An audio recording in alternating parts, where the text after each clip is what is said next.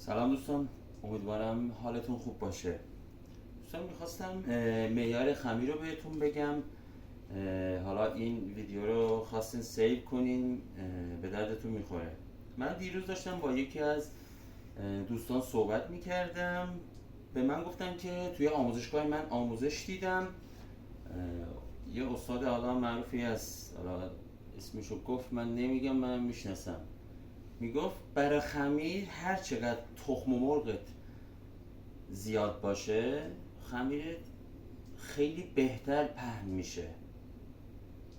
من تو عمرم همچین چیزی ندیده بودم، یعنی با 19 سال سابقه همچین چیزی اصلا ندیدم، نه شنیدم، نه همچین کاری رو کردم.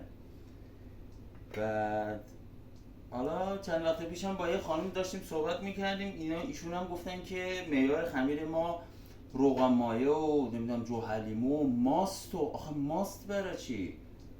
مگه داری کیک یزدی میپزی؟ بعد حالا ما معیار خوب رو بهشون دادیم، به اون دوستمون باقلوا درست کردن و عکسشو برای من فرستادن که خیلی بهتر بود.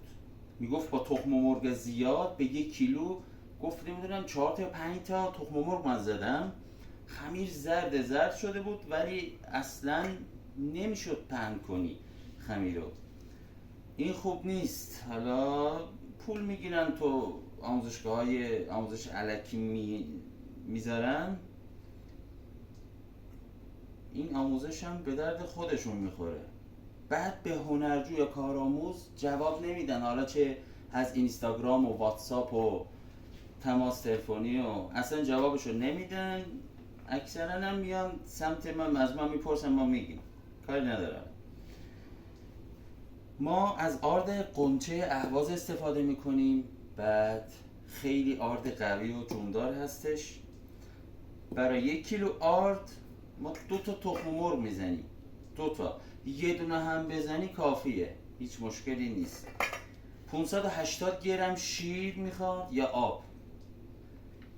1 کیلو، برای 1 کیلو آرد 2 تا تخم مرغ، 580 گرم شیر، یک قاشق چایخوری هم نمک میخواد. همین بس دیگه.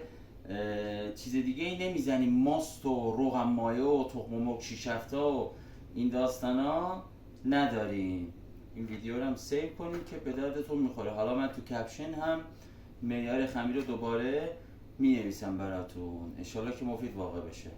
زنده باشید، خدا نگهدار.